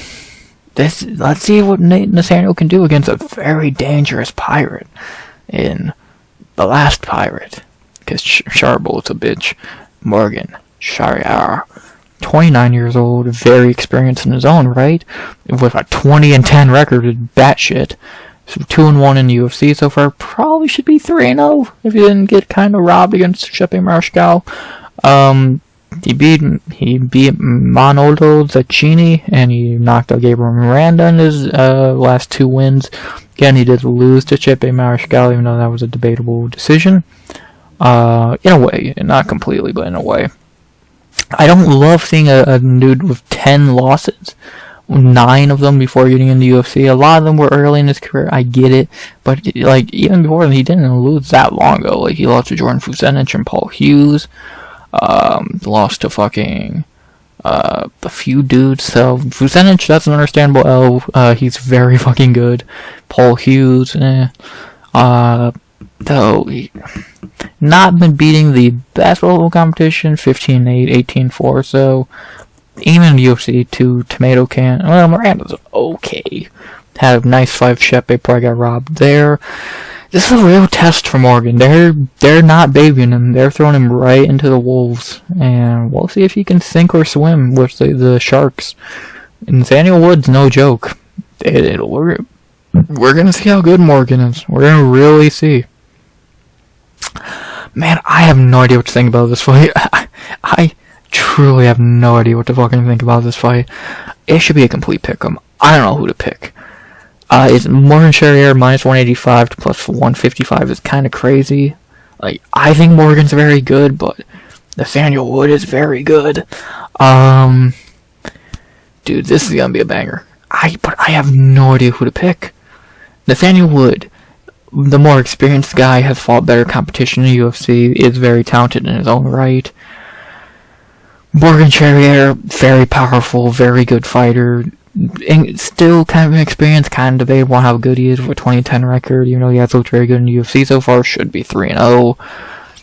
This is gonna be such a good fight. I have no idea what to half of me wants to say Nathaniel Wood is gonna be able to be the veteran in there and beat him. The other half saying Morgan Charrière is very good. I think he can go in there and win. Fuck. I have no idea. Very few fights actually tend to stump me, but this one's doing just that. This fight is so fucking good. It's silly. I have no idea. Coin flip, literal coin flip. I might have to flip a coin and make a pick, because I don't know. I like Morgan. I like Nathaniel. They're both great fighters. Fuck. Do I lean with the prospect or the pirate? The veteran or the more newcomer? The guy who fought better competition, or the guy who's had more flashy finishes? I don't know. I like them both. I think they're both very talented. I could see this going either way. I could see another split decision here, like with the Bannon fight earlier. But this time it's going to be because they're both very good, not because they both suck ass. Fuck. I'm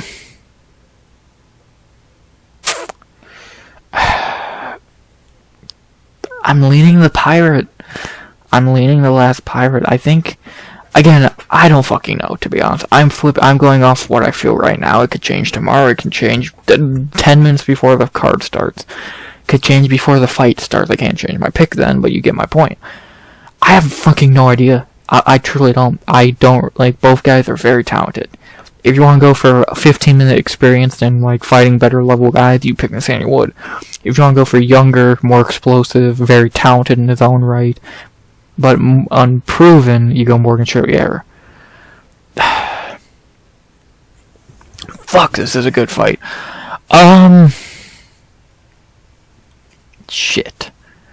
if Wood goes out there and stands with him, which is likely since Wood's not really the submission type, well, I guess 6. 3 in the UFC, but he's not got one in a while. What's Morgan's ground game, submission-wise? 3 submission wins, that's okay. I don't know. This might be the most stumped I've been on a fight in a long time. I don't fucking know. Give me... I'm leaning the last Pirate for right now. That could change completely. I think this fight's going to go to decision either way. I don't see Morgan knocking Nathaniel out. And Nathaniel's not been a finisher, and is not a finisher. So, I'm leaning the last Pirate. But it could go either way. So, right now, I'm leaning Charrière. It could change in the next less than 48 hours. From when I'm recording this, so we'll see. We'll fucking see. I'm excited. I can't wait for this fight. And again, flip a coin. That's the best advice I can give. Because outside that, I don't know how you make a pick for this fight. So outside that, I'm leaning Charrière at the moment. It might change. I could stand here and give reasons for both guys all night and day. But for right now, all I can say is guess, because I don't fucking know. I'll lean Charrière at the moment, but that could change very easily. So, for this amazing fight to open the main card, I'm going to lean Morgan Charrière at the moment, but that could definitely change. All that matters is, goddamn, that's an amazing fight. I don't care who wins. It's going to be so fucking good. Can't wait. Wow. After that, we go to our second fight of the main card. A little bit clearer of a fight. I don't think this one's as complicated as the opener of the main card. As we move up 10 pounds to a guy we just talked about, who a few times on this card for beating guys lower on the card. As in our second fight of the main card, we move up 10 pounds to the lightweight division for an English versus Scottish battle between Jordan, the epidemic Vucenic, versus Chris, the problem Duncan. Good fight. Very fucking good fight. This should be fun. Jordan, who we've talked about a few times on this card now, and now is on a full camp, versus Chris Duncan, who looked great in his last fight, getting a nice upset win. This is going to be interesting. This is going to be very interesting. Let's see what happens. We'll begin with the favorite and the guy likely to win this fight, Jordan Vucenic. Jordan in the UFC is 0-1, came in on short notice in his UFC debut to fight Guram Kutateladze and lost, as we talked about earlier. I say if he was on a full camp, he has a high chance of winning that fight, because I think he's better than Guram, but we may never know. What I do know is even on a short camp, he gave Guram a fight and almost won a few times in there, so... yeah, this guy's good. This guy's very good. 29 years old, 13-3, very young into his career still. He lost to Paul Hughes as well. We talked about it, but he also beat him. Is that the guy who I think it is? The guy who just beat... yeah. Yeah, he's the guy who just beat fucking Usman. Cool. But one of the guy who just beat Usman Nurmagomedov, beat Morgan Charrière, as we said. This guy's good. This guy's really fucking talented, and I think he's going to be a problem in this division. His striking ain't amazing yet, but it's getting better. His grappling's very fucking good, which is rare to say about a Brit. It feels like they are usually the strikers. And, this is gonna be a good fight. This is gonna be good. I'm excited to see Jordan on a full camp. Because even on half camp, no camp, he looked good. Now on a full camp, at home, I'm excited. What was the first one? Was his debut at home in London? Or no, it is not Abu Dhabi. So now he gets to head home to fight on a full camp. This is going to be good. Jordan Vucenic is a name to keep an eye on because he's going to be good in the UFC. I just feel it. That dude's good. Who talked about his opponent, Chris Duncan. Chris in the UFC is 3-1. Since coming out of Contender Series, where he did go 1-1 on Contender Series, losing to Slava Claus and eventually beating Charlie Duncan, two guys who are in the UFC, and both are very good. Then he came to the UFC, beat Omar Morales in a boring fight, beat Ünal Ashmouz in a boring fight, and then lost to Manuel Torres, which that's not aged great, and then beat Balagiocki in the last fight, which was the best performance of his career so far, submitting him, fraud checking him, and that was very impressive. Duncan's a weird fighter. Ever since coming off Contender Series, he became a big grappler. It's like he's scared to fight. Like, against Omar Morales, he just cuddled him on the cage for 15 minutes, and that was boring as shit. He clearly, I don't know how it was a split, he clearly won. Against Ashmuth, he kind of did nothing against a one-armed guy for most of the fight, so that's kind of boring. Manuel Torres beat him when Manuel Torres was the shit at 155, and now we figured out he is just shit. And then Balagiocki is shit as well, but that win is still a nice fraud checking. Duncan ain't a world beater. His chin's pretty weak. His grappling is okay. Cardio looks alright. So we'll see. If Jordan had better striking, he could easily crack him, but I think Duncan's going to shoot him on a takedown anyway and kind of go into Jordan's wheelhouse. So we'll see if that's true. He could give Vucenic problems, but I just think Jordan's the better version of Chris. The only thing I think Chris is better at is striking. And even then, I don't think he's that great of a striker, so we're going to find out. This is going to be a good one. This is going to be a very good one. The betting after this fight have Jordan Vucenic minus 345 to plus 275. Yeah, I think Jordan could be about minus 350. He should win. Again, I think he's the better version of Duncan. Grappling is better. Cardio is better. Well, we've not really seen Chris have cardio issues. But striking, the only thing I think Chris has over him is striking. Skill-wise overall, I think Vucenic is better.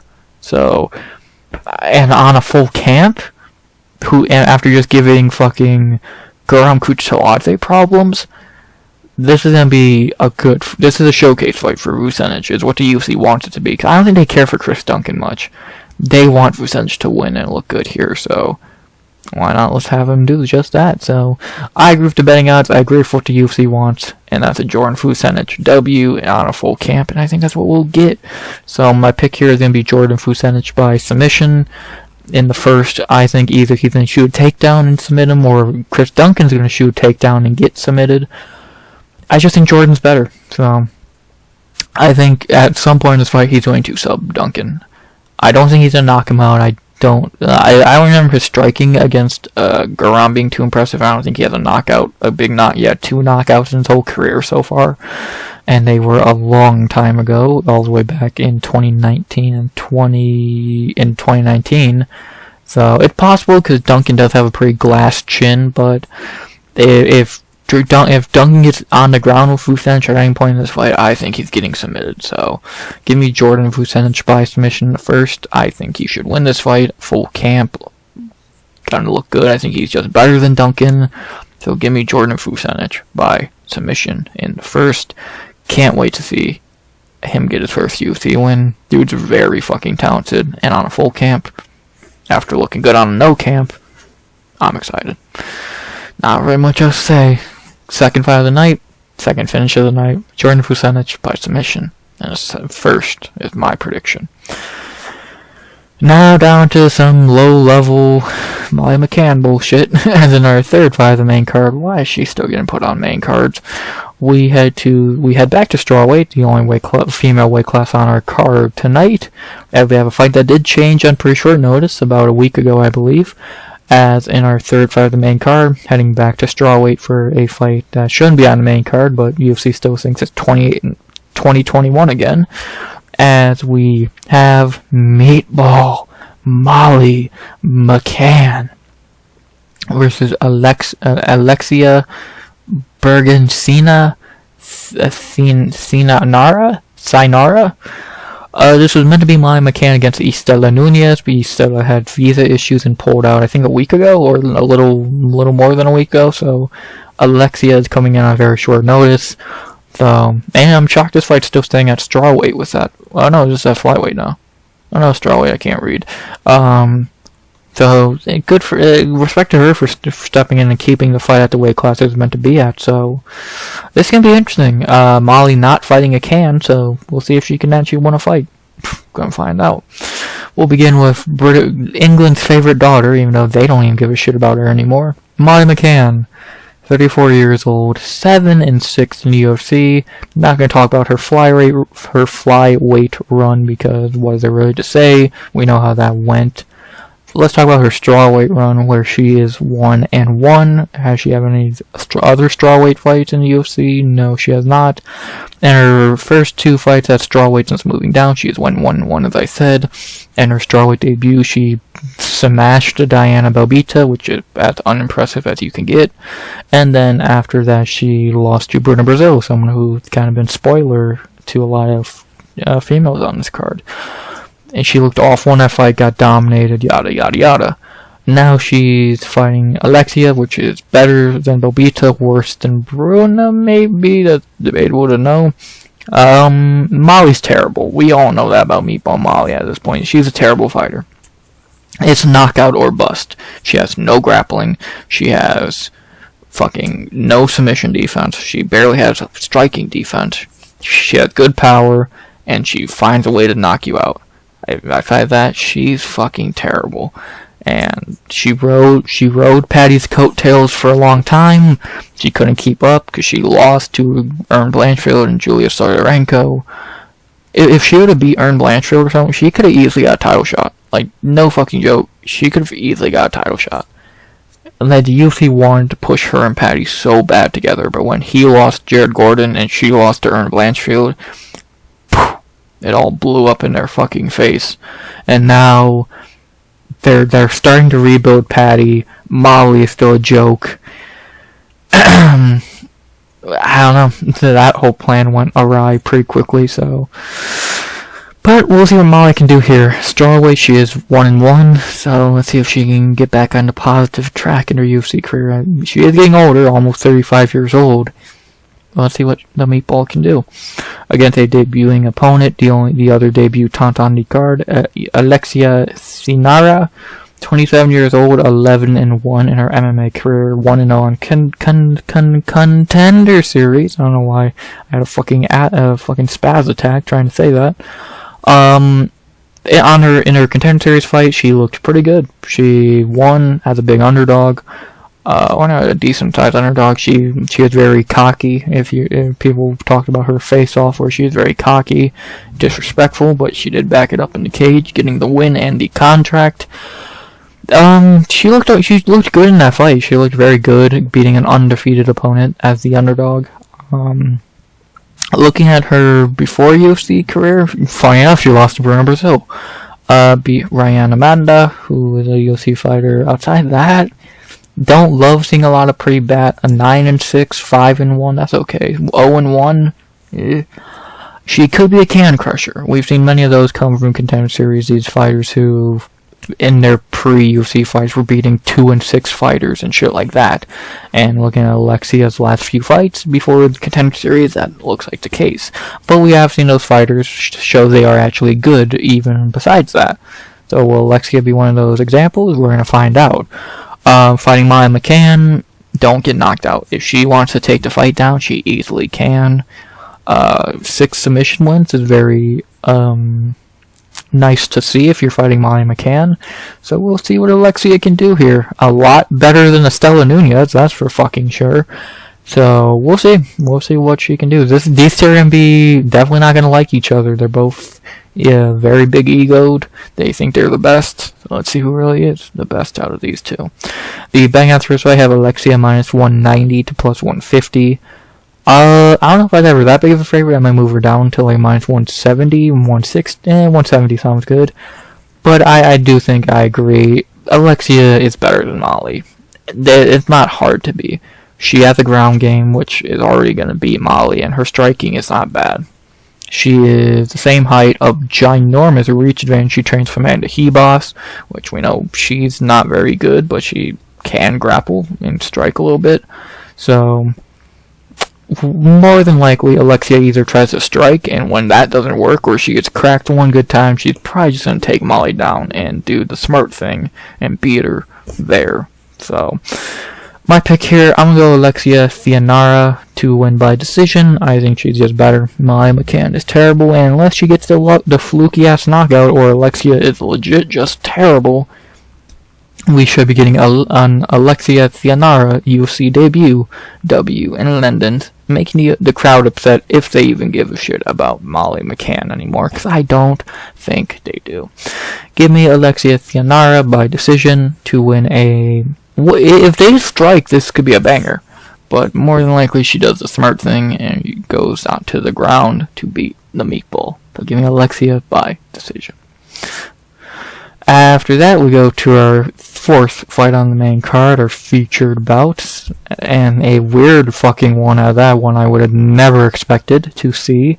And then our fourth fight of the main card, going to the welterweight division, a busy weight class on this main card. It takes up 2 of the next 3 fights, and this one's better than the main event. And then our fourth fight of the main card, we head to welterweight for the best welterweight fight on the card between Kevin, the Trailblazer, Holland versus Gunny Nelson. This is a good fight. 6 years ago. No, this is a weird fucking fight. I never thought I would see this fight. So, where do I begin? Gunnar Nelson's back out of fucking nowhere for his one fight every 2 years. Kevin Holland just keeps fighting. He's never gonna stop fighting. They keep giving Kevin Holland grapplers, and this fight's really fucking weird to see. This should be interesting. Let's do it. Let's talk about Kevin Holland. What do I need to say? 13-10-1 in the UFC, the most active fighter on the UFC roster. To talk about what's been going on with him lately, he beat Michael Jacek in a fight where he did get dropped in, so not a great start there. Then he did beat Roman-Dolidze, or he did get beat by Roman-Dolidze when he hurt his rib scrambling on the ground, and then he got completely embarrassed by Renier de Ridder in his last fight only 2 months ago. Holland's really fallen off. 32 years old. I think his body's starting to shut down on him. His grappling has got worse. He keeps getting grapplers, and even against a guy like Michael Jacek, he got dropped. So, I think this fucking schedule for him is just killing him. And now he's going back down to welterweight for the first time since the MVP fight. We'll see how good that goes for him. We'll see. This could either be a really good win for Holland, or a loss here could be really scary for him. So, we know what he wants. He wants to stand and strike because he is a good striker, but we know no one's going to strike with him. They want to take him down, and guess what? He's fighting someone with a really damn good ground game, so yeah, Kevin, you're probably fucked. About all I gotta say about Kevin Holland, because I've broken down his fights every week, so about all I gotta say there. To talk about his returning opponent, Gunnar Nelson, a guy we've not seen in 2 fucking years. 36 years old now, 10-5 in UFC. Those 10 wins have been over many fucking years. DeMarcus Johnson, whoever the fuck that is. George Santiago, Omari Akhmedov, Zach Cummings, Brandon Thatch, Albert Tumenov, Alan Jouban, Alex Oliveira, Takashi Sato, and Brian Barberena. His losses have been Rick Story. How the fuck did you lose to him? Damian Maia, Santiago Ponzinibbio, Leon Edwards, and Gilbert Burns. Gunnar Nelson's career has to be broken down into 2 parts. The first part of his career where he was a hyped up prospect, but really couldn't get over the hump of guys like Leon, Ponzi, Maia, and Burns, but he could still beat pretty decent guys. And then his UFC career like it is now, where he comes back every fucking 2 years to beat up Brian Barberena and Takashi Sato. I don't know, does he just not have the fire to fight anymore? Does he just not want, to retire? Get off the fucking UFC roster if you don't want to fight. It's that simple. He clearly just does not want to fight, is what I think. So, maybe I'm wrong, but from what I have seen from him, this dude just does not want to fight. And when he does fight, he still looks good. I don't need to talk about his early UFC career. Talk about the last 2 fights. He looked good. Against Takashi Sato, he looked perfectly fine. He knocked off the rust and looked good. Against Brian Barberena, he looked great. Now, 2 years later, got 2 years older, he's fighting Kevin Holland, a guy he should beat.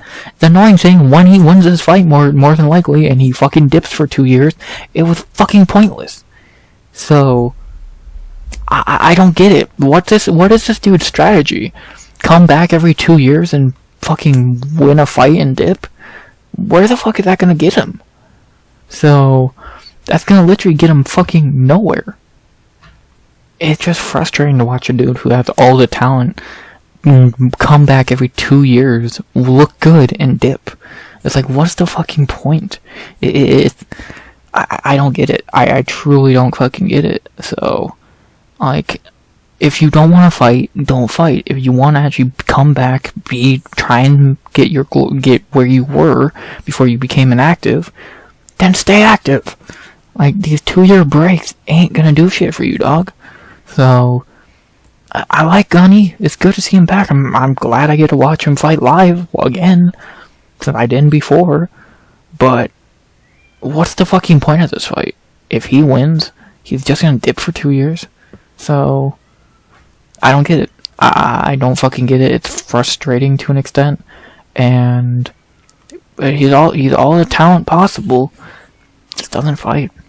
So, hopefully he can stay active after this if he wants to make a run, or if he just retires, that's cool too. It's time. It's that simple. It's time to make a decision. Either stay active or retire. That simple. The bang outs for this fight have Gunnar Nelson minus 150. To plus 125. A little low. I get Gunnar hasn't been inactive, but if he looks the same as he did 2 years ago, he should be like almost minus 200. I'd say minus 195. If he's smart, he takes Holland down and subs him pretty easily, but we're gonna find out. I'm taking Gunnar Nelson. How do you pick Kevin Holland here?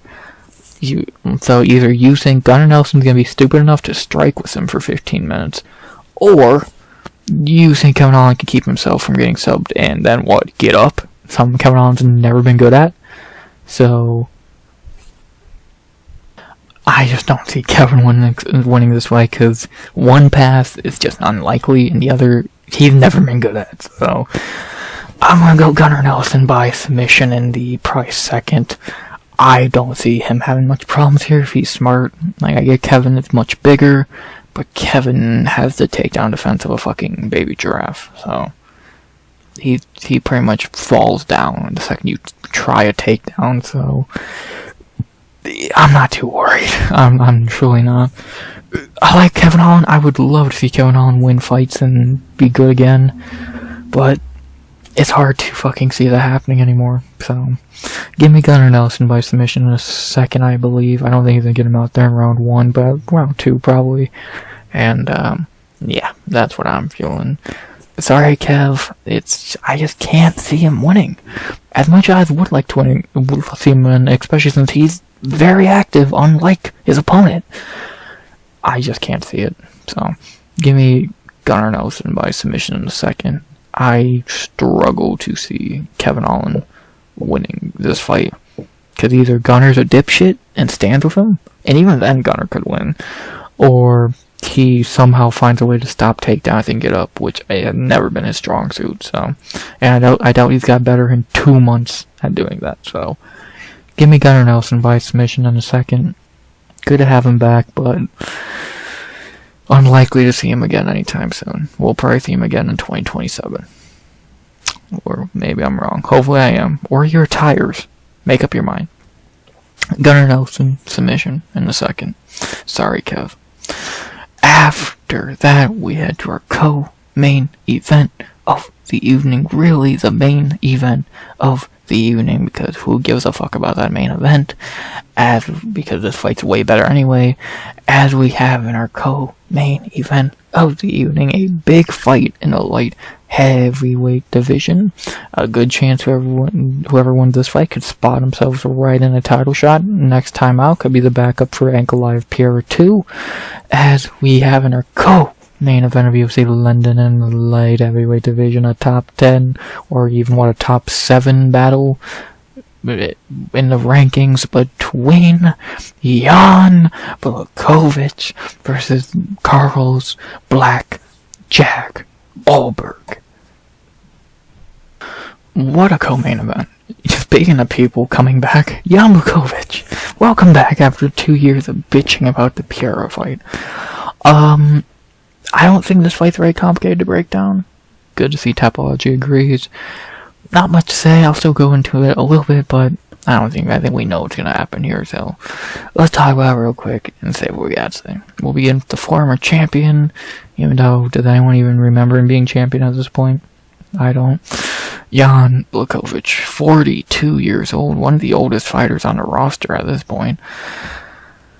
12-7-1 in the UFC, not gonna go down his old UFC career, so who gives a shit? We'll go from when he won the belt. He obviously beat Dominic Reyes, defended it against Israel Adesanya, then lost to Glover.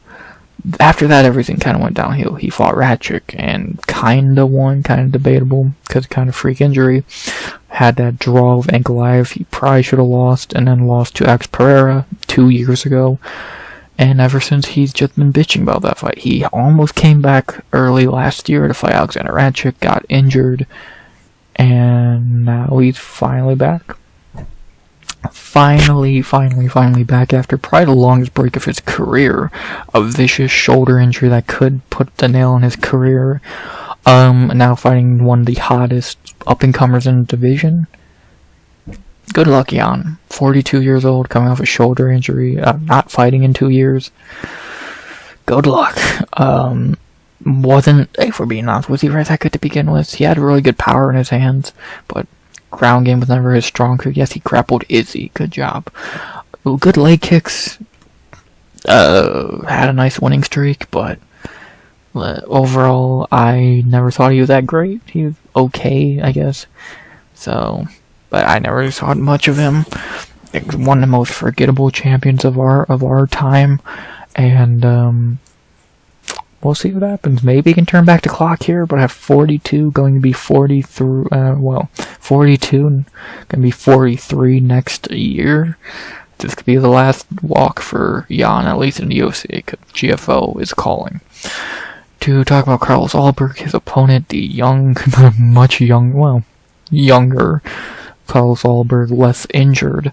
7-1 in the UFC. Those wins have been coming off Contender Series, Fabio Charant, Tafon, and Chukwi, Nicolai Negamarianu, Ihor Potieria, Dawung Jung, Alonzo Manafield, and Volkan Uzdemir.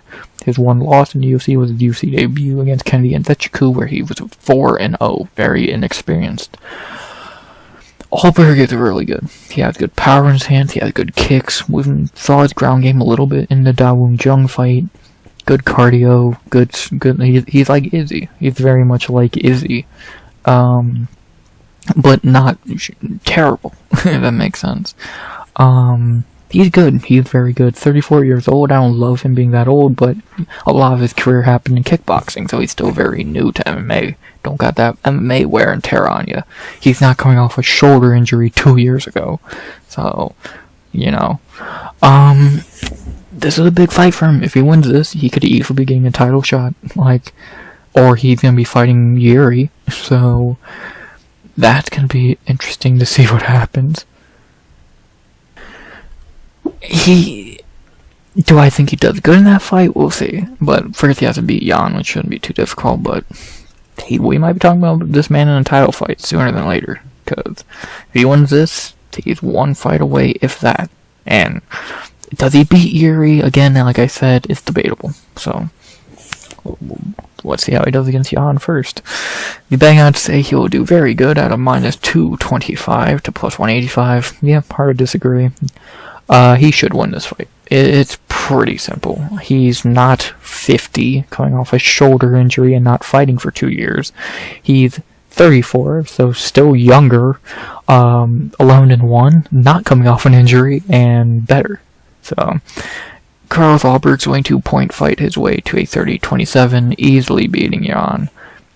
It's not complicated. It's truly not. The only thing Jan could do is take him down, and at his age, with his injury history, do you think he's going to do a good job doing that?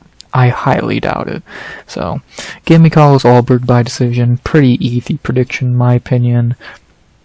He's not 42 coming off a shoulder injury. He's 34 on a 6-fight winning streak. So, yeah, give me the Black Jag by decision to send Jan into either retirement or the GFO. Pretty simple. Could Jan knock him out? I guess. Could Jan take him down? I guess. But is it likely? No. Carlos Ulberg by decision in our co-main event of the evening.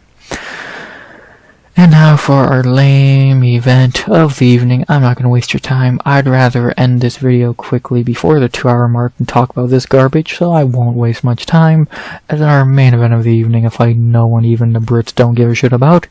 In the welterweight division, a boring fucking fight between two boring shitty fighters, as we have to end UFC London 2025 edition. We have Leon Fluky Edwards versus Shawn Brady. Shawn Brady by decision, going to ragdoll Leon pretty easily for 25 minutes, and that's that. Do you care about anything else? No. They both suck. Leon's a joke. I hope he got 10 hours of sleep at least, you know. Hope so. Brady's a joke, but I think Brady's better than Leon. Even though I think both are terrible, I'm going to go with the guy who I think's a little bit better and not a complete joke like Leon Edwards, so give me Shawn Brady by decision. He should ragdoll him pretty easily for 25 boring minutes, so. But really all I can say is pretty simple. If Bum Lol is doing it, a guy, Brady should as well. Wow, what a terrible fucking, Leon, Brady, Bilal, those three are connected. God, they're so ass. Well, Troy, can we get Shavkat Buckley and, who else, JDM? JDM, can you come back and fight this fight?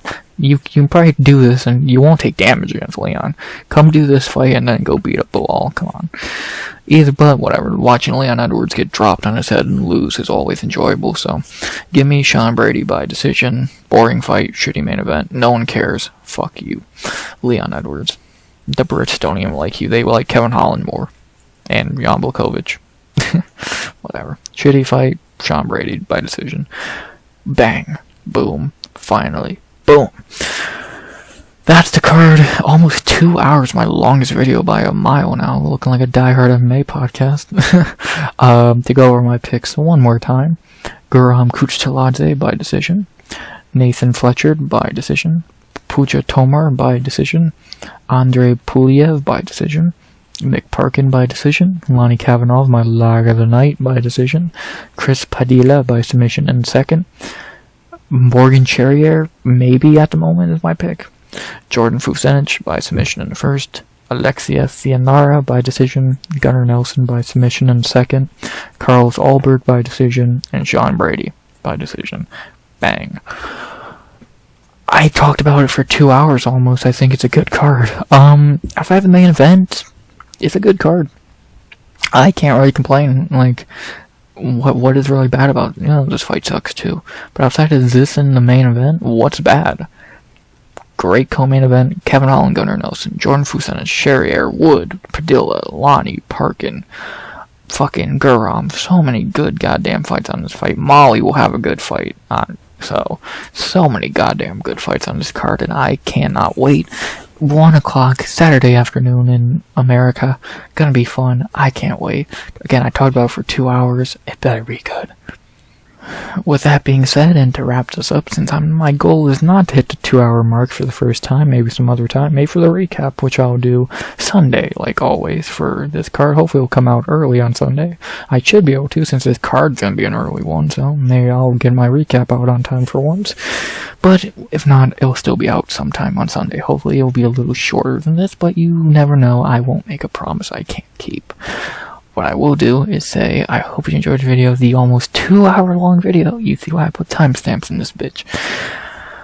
I hope you enjoyed it nonetheless. If you listened to any of it, all of it, or even one breakdown, thank you. I appreciate it. And this is why I do this shit. This is why I talk for 2 hours. For y'all. I love this stupid sport, and I love all y'all. So, thank you.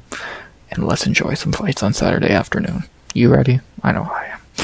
So, without further ado, I'm gonna end this video before we hit 2 hours by saying, as always, I hope you enjoyed the video. Please like, comment, subscribe. 100 subs, always the goal by the end of 2025. And unless I'm going to say something which I don't think I have enough voice to say it, if I did forget anything. Well, as always, RX, gonna die, but RX, not hit 2 hours yet, out. Good vibes, only, and